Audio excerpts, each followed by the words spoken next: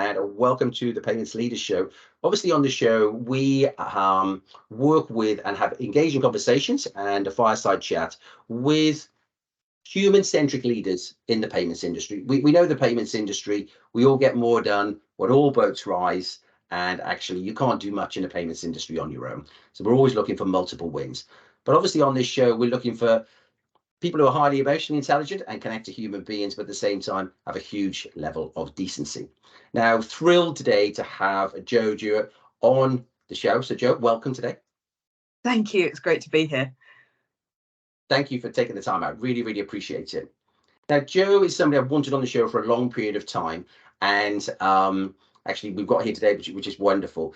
Now, she is a payments leader, a fintech ambassador, but most importantly, and I think what we're probably going to spend most of our time talking about today, is something very passionate for her, which is being a diversity champion. So I think anybody in the payments industry will know her background and what she's doing, but she's on a new course, which is really exciting. That she's going to share that with us today. But I wonder if we could just start, Jo, with just perhaps if you could tell us a little bit about your background first. Yeah, absolutely. I think it helps position where the next chapter is going, because I've had a more unusual route through my career to this point, and it's reflected a lot on my personality and what I'm now trying to focus on. So. My background was IT consulting in the traditional sense, joined Pricewaterhouse on a graduate scheme. And that's because back in the day, they were providing training for those that didn't have IT degrees, right, get into the sort of the IT aspect of management consulting. And I relished my time there. I had very much a left brain. I had very much a logical approach to things, but I was also able to connect to people. So I found my sweet spot was firstly in business analysis and gathering requirements and things, and then latterly sort of project and then program management in the IT sense, which was really around making things happen. Yeah. Really enjoyed that career for about 10 years in total, Pricewaterhouse, then worked for Aviva for 3 years, the insurance company, where I met my husband, and then we started a family. And I really struggled to find a way of balancing being good at work as well as sort of raising a young family. I did go back to work, worked for BP for a while. But I found that I was having to leave work before everyone else. I was having to work on my day off because people were travelling in, and yet I was still the last person to pick up my daughter from nursery, and so nothing really felt like it was working well. And then I had a second daughter, and then my husband got transitioned to Ireland on the secondment. And so at that point, my support networks sort of overseas, and therefore decided to sort of give up the push to be able to work and raise the kids, and became a stay-at-home mum. And that ended up lasting 7 years. And I tell that story now because it's so important. I realised once I went back to work, and I'll sort of fill in some of the more of the gaps in a moment, but when I first went back to work, people would say, oh, how long have you been at GPS? I'd be, well, I've been there 6 months, a year or whatever. And they'd say, oh, where were you before? And I would jump to saying, oh, my previous career was in consulting. Yeah.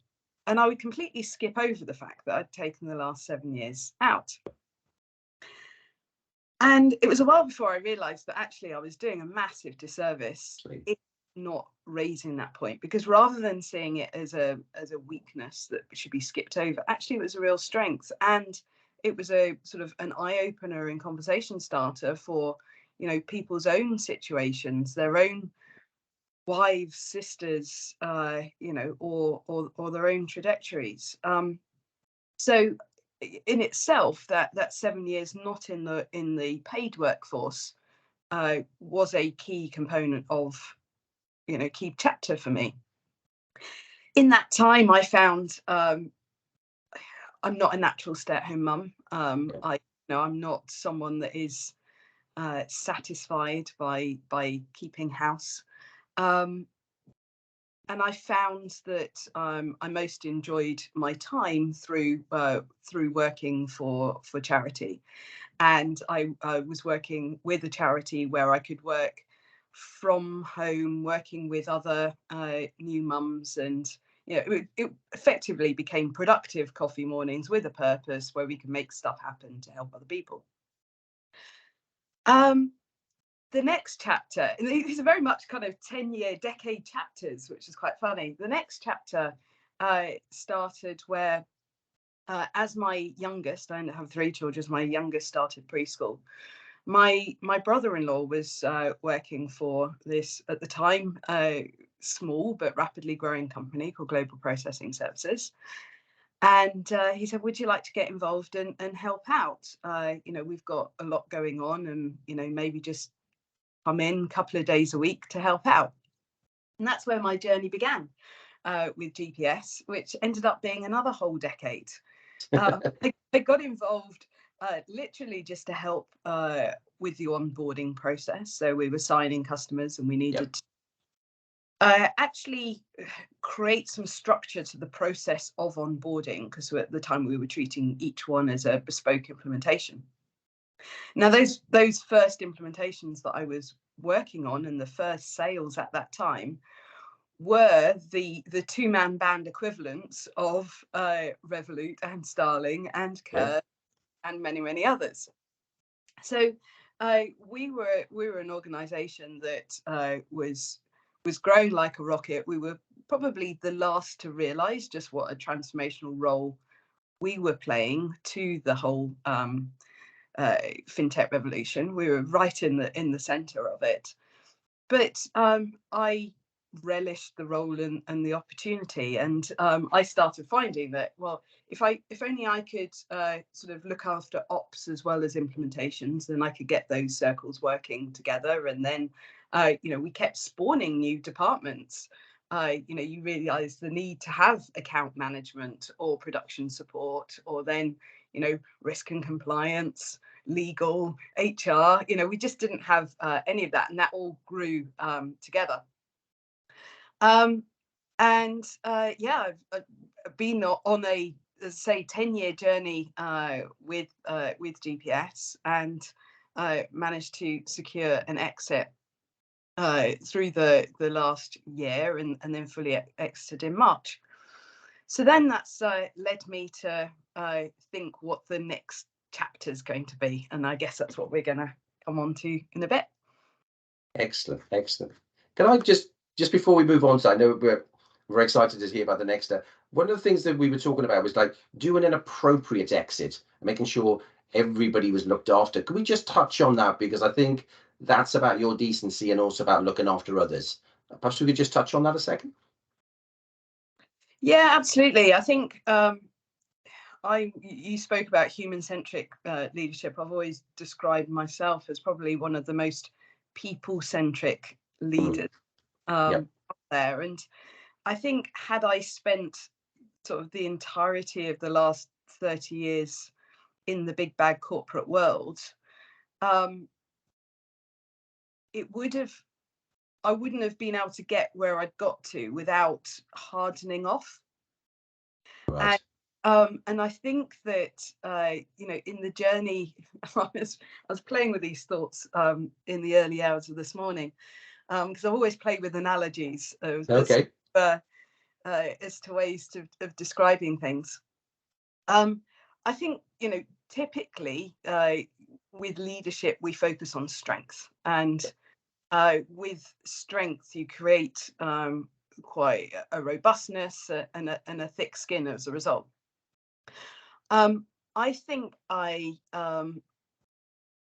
my strength is really in resilience rather than strength, and I've been toying with what the differences are between those two things.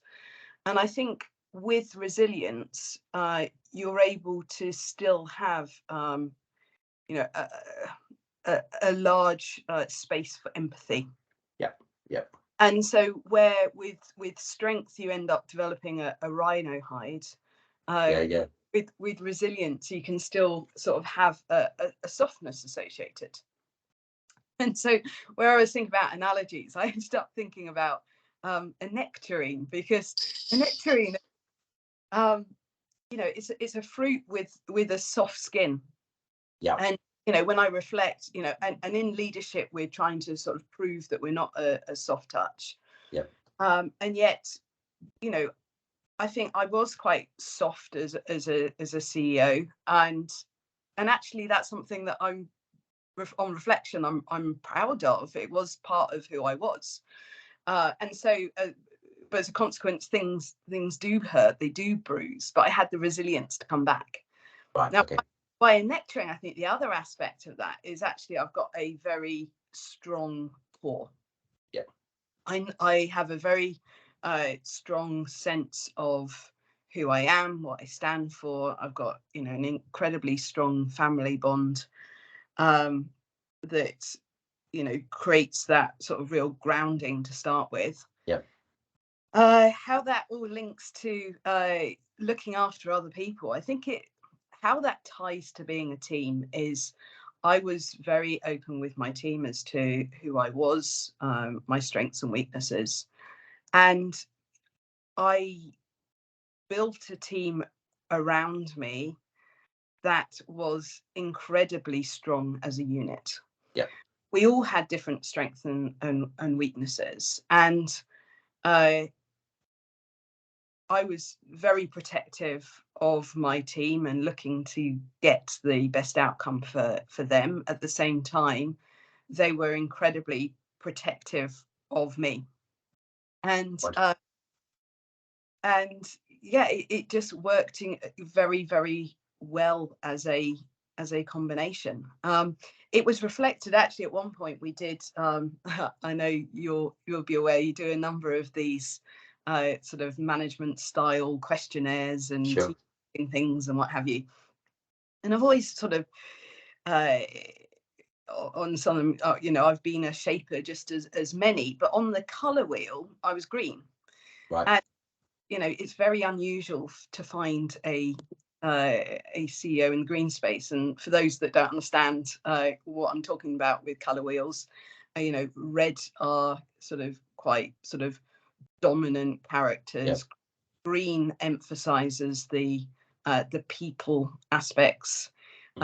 Yellow tends to be sort of the most gregarious, and blue is the sort of more introverted, more sort of numbers focused, those kind of skills. And so, that really highlighted actually that was quite different to what you typically find as a CEO. But when you look at how these different colours act under pressure, or in difficult situations, a green person fiercely protects their team. Yeah. And that's where the determination and the fight for the team comes from. Wonderful.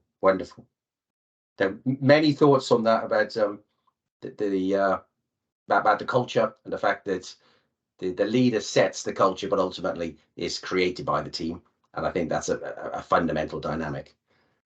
So thank you for sharing that. So so tell me about, Joe. Obviously, you finished back in March, and you've been thinking about the future, and we've had some. Tell us about your future, and tell us about where you're heading, because you've got a new mission you want to share with us. Yeah. So where do I start with this? So I've always had the opportunity as a female CEO to hold the mic from a D&I perspective, and actually, part of my journey in taking the role of CEO, I had to learn to be comfortable holding a mic at all. But always had the opportunity to, as sort of a strong female role model. And from the outset, I had always recognized that the moment that females had the mic with the Me Too movement, it was our duty to make sure that we were speaking and achieving things not just for women, but for all other represented groups, because there just aren't going to be the opportunities for every underrepresented group. Now, whilst being a female CEO, you certainly find that strong women attract other strong women. So we had a bunch of strong women within the organisation. One of whom was my amazing head of people called Annette Evans, who's somebody else you should see about bringing on the show. Actually. Wonderful. And between us, we had the opportunity to progress some really kind of advanced D&I strategies, to the extent that I think it was 2021, we won Best Diversity and Inclusion Strategy at the Employment Excellence Awards, and that's across all industries. So we were doing some stuff. Particularly after the murder of George Floyd, we really had a quite sort of progressive approach on what I called advancing Black pathways. And, I really sort of lent in on that agenda and, took myself on a whole journey of understanding and learning to be comfortable being uncomfortable, because too many of us don't speak on a topic because we don't want to trip up, but in doing so, we are allowing the status quo to continue. And part of my own journey in understanding about sort of racial equity and the Black experience was to really get in my own mind, actually, it's not about being a racist or not being a racist. There's actually, there's a third bracket, which is being anti-racist. And unless you're actively trying to, move an agenda forwards and calling things out and sort of being comfortable commenting on things on social media and that kind of thing, then actually you're a bystander. You're not making enough difference. And then the next sort of chapter within our diversity and inclusion journey, we decided that we hadn't explicitly and deliberately lent in to disability inclusion. And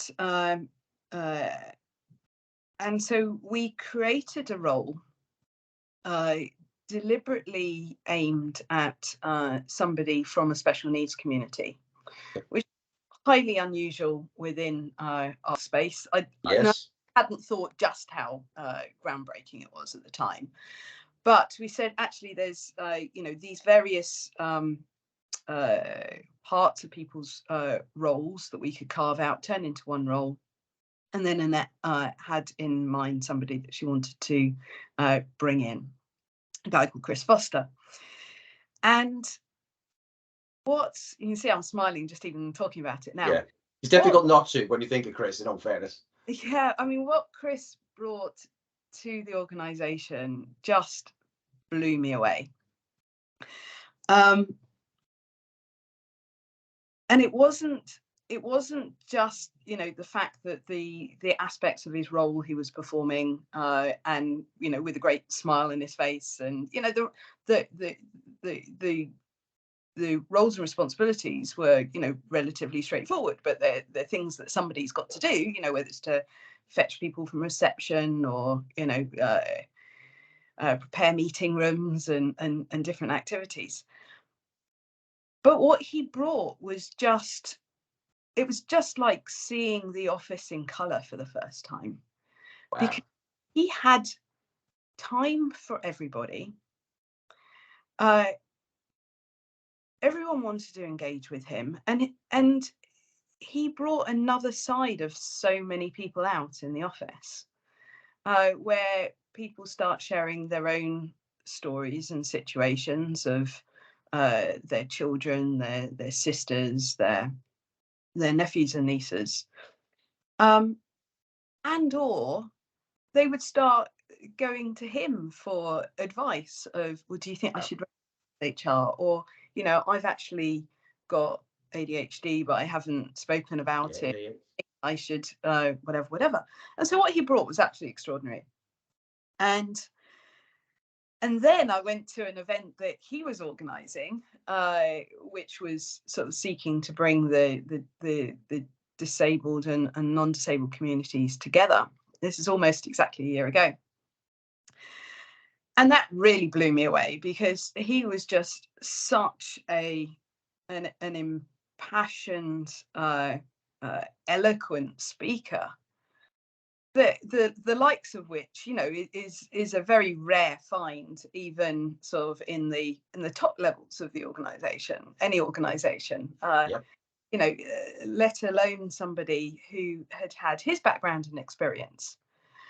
And so and he had a real sort of moment of appeal within that talk last December, of, you know, asking those that have got an ability and a network to help open the doors for those with a whole range of disabilities to be seen, to create opportunities, and to feel that have value.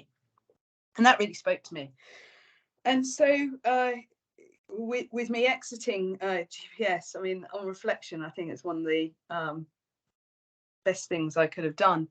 I asked for a carve out as part of my settlement. My carve out was to be able to work with Kris going forwards. Okay. And I think at the time, the team, you know, thought, okay, that's easy. Don't quite understand it. Yeah.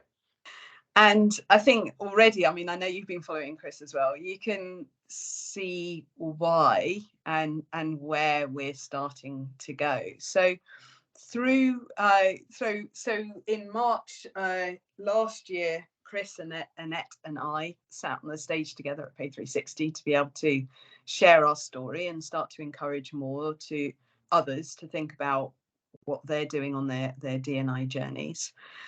And then I've been on a sort of European speaking circuit with Kris in the month since, including going to Money 2020 in Amsterdam, going to Vienna to the European Women in Payments Network, and at every turn, people are saying, "God, this really resonates. We need to do more. Tell us what we can do to support." And the more I say and the more I suggest, people from in all situations are just throwing their doors open. So what I've sort of realized and been focused on the last few weeks is, okay, actually, I need to treat this in exactly the same way I would a career or a job. Absolutely. Let me put some structure and process behind all of this. You know, be really clear on the sort of the mission and vision, and you know, explain it to people, sell it to people, and see just how far we can get if we actually become structured about this. Wow. So that's now where I'm going, and I'm incredibly excited about it.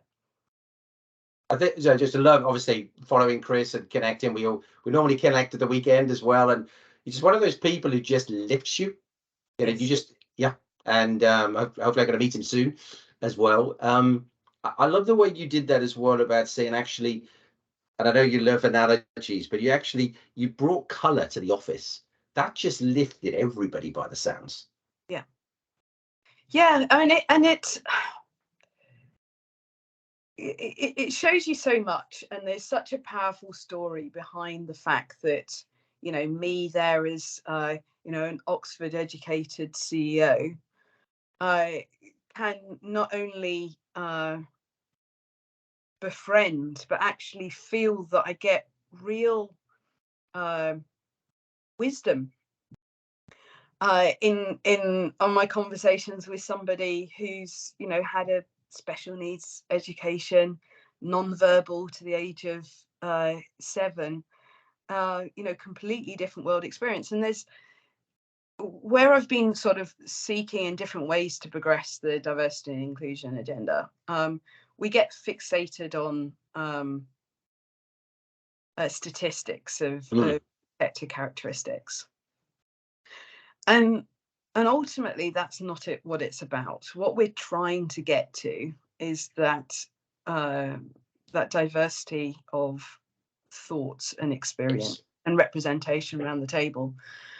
And we're quite a long way from that, but in that single relationship with Kris, it's so powerful to be able to talk about that. And you know, my voice and my holding the mic as a sort of as an experienced CEO really holds weight. And so when I talk about, you know, the things I've started to be, you know, allowed to do, when I sort of cheekily ask, UK Tech Awards, I was allowed 2 minutes on stage. Doing. And as a consequence of that, then I'm speaking to a whole bunch of different speakers who are then saying, right, tell me how I can get going. Can you come and visit my team? Can you show me what we can do? The reason that I'm particularly sort of focused on the disability inclusion is because I can't see that anyone else has really been focused. And yet everyone, pretty much everyone you look at, every organization is taking the same route on diversity and inclusion. So it's always gender first, then race, then the LGBTQ. And then sort of you know, you don't get to the bits that are in the too hard bucket, and disability inclusion is one of them.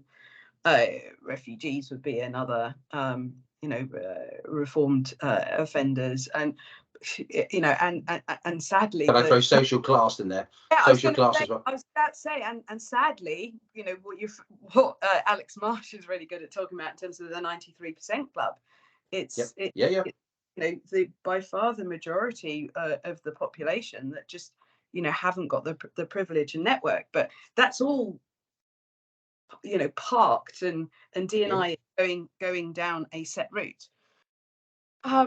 However, at the same time, disability inclusion, it's over 1 billion of the population. You know, it's 25% of the UK population, and we're missing a trick in terms of accessibility of all of our products and services as a consequence of not having needs of the you know, the wider disabled community, including, you know, visible and non-visible differences and neurodiversity, by not having their needs front of mind, because we don't have their representation around the decision-making table.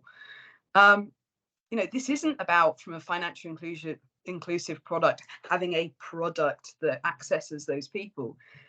Every product, every service, we should make accessible. And unlike the US, I don't have the details in front of me, but you know, in the US, the regulations around accessibility of products is regulated, and you know, there are legal ramifications of not making products accessible. We don't have that for the private sector in the UK. So you're reliant on the product teams and the marketing teams being aware of the you know, the accessible content guidelines, and you know, the how a screen reader reads your social media posts, or you know, how you know, even color blindness, let alone let alone sort of epilepsy, and how, you know, flashing screens can, you know, impact people and what have you. We just don't have all of that front of mind. And so one of the things I'm quite excited about in terms of the traction and adoption for disability inclusion is that it's resonating that actually there's a commercial angle to this, in that there's 25% of your potential customer base you're not reaching in various ways that you can reach. And my argument, even in B2B, which the lion's share of B2B, sorry, the lion's share of fintech is B2B.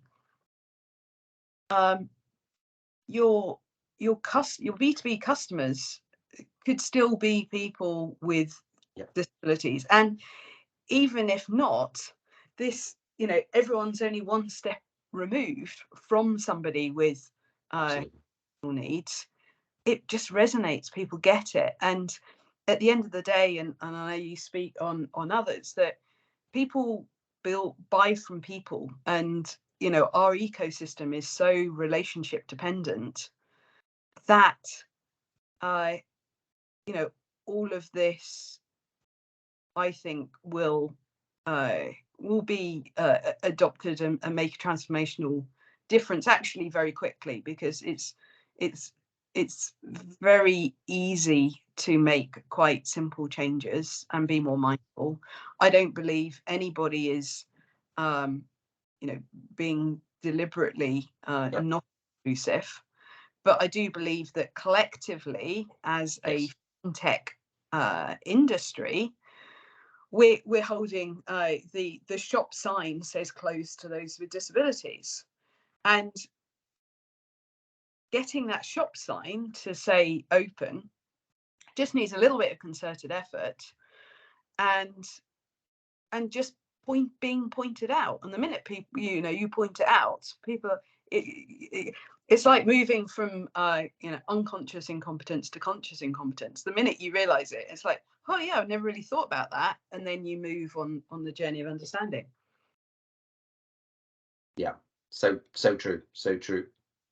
It's fascinating what you're saying there as well. I always see so often, obviously a lot of work I do as well, the sort of D&I DNIs are nice to have for so many people, and businesses here. I love the way you've actually brought that together and said, whether it's business to consumer or business to business, this is good for business. Yep. And we can get, again, my obsession, probably multiple wins out of this. Yep. Yeah. The industry can get, all industries, frankly, can get better. We can grow GDP better, actually. A lot of companies can get better. A lot of products can get better. And we can serve an unserved community. Because I don't know a single organization that next year hasn't got big growth plans. Yep. And that's going to need to come from latent revenue channels. So what I'm hearing here is this is not just a good thing to do. We can do good and do well at the same time.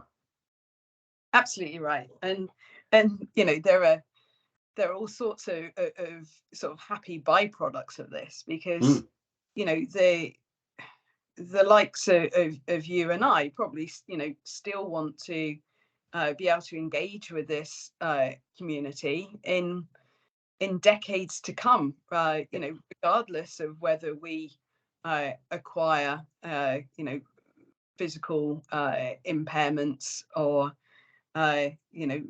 difficulties. I mean, I look say to my mum, who is now struggling to hear, even with a hearing aid, struggling to walk, and I have to think that that's my direction of travel. But I still want to be able to engage with the community. I don't want to think, right, I can no longer access these even online, the websites and social media, just because I can't read them, or I can't or I can't hear properly at conference. So I mean, it's got opportunity for everybody.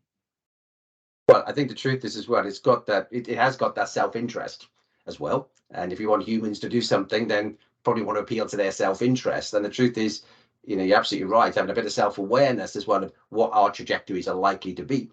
And also, but this is an opportunity for so many to win, I think, on so many fronts there. So tell me about, I'm not sure how much you can share at the moment, but you talked about actually managing this as if you were like managing a business, as in, you'd right size it, you'd organize it, you'd structure it, etc. Where are you with that process now then, Joe? So it's still relatively early stages, and there's a lot of conversations happening behind the scenes. But Right. Okay. my start point has really been what I'm calling the face of the industry, the face of fintech. So the various events and bodies that bring in people from the outside world. Yeah. If we can start to make change in those spaces, they touch a lot of organizations at the same time. And if you make changes that are very visible, they can become a real sort of conversation point. At the same time, I've been looking to figure out how I can create an army of people to be able to support it. And I really feel that so this is kind of a separate initiative, but the two tie together. My belief is that there are others like me who get to a point that they no longer need full-time employment, but nevertheless I still like to find a way of engaging with the industry, and finding way to make a difference. And yet the way we approach sort of leaving full-time employment, people aren't valued on stage or writing for a publication unless they've got the job title and company, which is really quite strange. And so what a lot of people do is end up creating one-man band limited companies just so that they can say they're CEO of something, and that gets them the ability to even download a white paper. And but that ends up being quite isolationist. Yep. And so what I've been considering doing is tapping up relationships with a few friends. So actually, with a combination of particularly our networks, but also the time that we have. I think we're at a stage in our lives where actually we can make the most difference for an improvement of access to opportunities for others, particularly if we collaborate and work together. Excellent. Sounds to me, Joe, this is a journey, and I think what I'd love to do is to have you back on the show when some of these plans are back in place, and I think there'll be some asks of the community as well along that. So I think there we go. If we could do that next year, get you back on the show to say, actually, look, this is not an idea. This is going to happen, and it's in people's interest and the ecosystems community to come together on this. If you'd be up for that, that'd be fantastic. Yeah, no, absolutely. I mean, I've genuinely, there's already things in play that I'm super excited about. I just can't share right now. So absolutely excited to. I'm getting that sense. I wonder if we could just sort of summarize some of the things we talked about today. Would that be okay? Yeah, absolutely. So I think first of all, going back to the role that you actually sort of fell into payments, as many people do, but I love the way there that you exited well. And what I mean by exiting well is not just financially. I mean the way you looked after the team, the way you made sure others were looked after in terms of moving forward. And I particularly like that. I know you love a good analogy, but the tangerine one, yep, I love that. Yep. Sorry, the nectarine one. Sorry, the fact that actually it's yeah, strong core, strong self-awareness, strong confidence of whom you are, what you stand for. But actually, what that means is that resilience it means that we can have empathy and connection with other people. And in fact, displaying that as a leader actually is good for business, because that you get more back from other people. They show you their vulnerability, and as you said, you were protective of them, they were protected, and you achieved some amazing things together. I love the way then you clearly understood your responsibility as a female CEO to hold the mic, okay, and actually to call things out, and actually not just lean in. But I love this because it's an interesting one for me, and it's one about being comfortable being uncomfortable. And again, I've gone on that journey, particularly over the last decade or so, about actually, I don't really understand disability inclusion. I don't really understand some of these things. And I've been uncomfortable. I'm saying, well, we'll lean in and do something, learn and be curious then. Let's not stand by the wayside and just let that happen. So I love the way you've you stood up and actually do that and call things out. Then moving to Kris particularly, and I think, you know, well, we've got an incredible human being, but I love the way that you consciously created a role with you and Annette, but actually how he brought color to the office.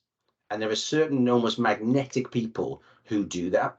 And, you know, he lifted everybody, and no doubt he lifted customers, he lifted the connections, but also he lifted a conversation, because others were saying, actually, my brother, my sister, my nephew, my niece, it just raised that from that perspective. And I think the other thing as well, I think you were just pointing out, is business, not just payments, business is missing out on a huge opportunity here by not connecting with up to a quarter of the population, whether that's business to consumer or business to business. But as you said, this starts with changing the sign on the front of the shop to say open, and actually let's raise that level of awareness to take things forward. So I just feel this is just the start of an ongoing conversation that I'd love us to continue, Joe. So thank you. No, it's a pleasure to speak to you. Yes. Just final words with yourself. Is there anything you'd like to say? Yeah, I think sort of two things just to help sort of wrap that up. Firstly, had I learned earlier in my life to understand about drains and radiators as people, and to spend more time with the people that, you know, when we lift each other, it makes a huge difference to, I think, your own well-being. And then secondly, I just reflect on there was a book I read whilst in COVID isolation in Christmas 2020, which I'll never forget. And it's called The Great Man is Dead by Rob Cross.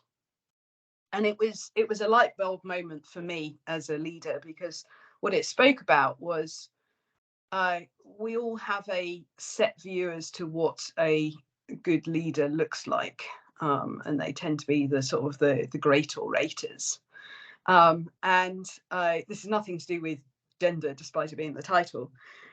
It said, you know, true leadership comes from a combination of having purpose, passion, and authenticity.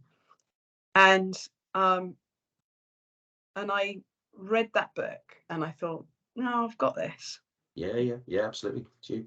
And it that was a sort of a real light bulb moment for me that really helped move forwards. And it makes you then think, actually, no, I am going to stay true to myself and who I am. I'm not going to change for, you know, to be able to conform.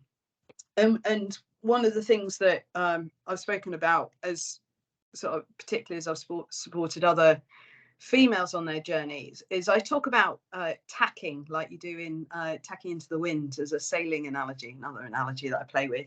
When you're wanting to go forwards, you can't go directly forwards, you have to move one way and the other. So sometimes you have to behave uncharacteristically in order to be heard in the room. But it's really important to tack back to your authentic self, because that's where you're comfortable, and that's where you're going to help open the doors for others. Yeah. Because otherwise you end up just conforming and being the same as everybody else. Wonderful. Wonderful. Yeah. So look, so thank you so much. And I've just got two asks of my community here, which is, my first ask is, how could you do more tacking in your career, knowing yourself and questioning what type of leader you want to be and showing up authentically? And naturally, secondly, then, those in the community, we're full of decent people in this ecosystem. Is D&I and also diversity in disability. Is that on your agenda? Because Jo's on a mission here. So how can you help her, and how can you help the community, but actually really helping the industry, and you're actually helping your own business? So just some thoughts to leave with there. So thank you, Jo. It's been an amazing pleasure. Thank you. Lovely to speak.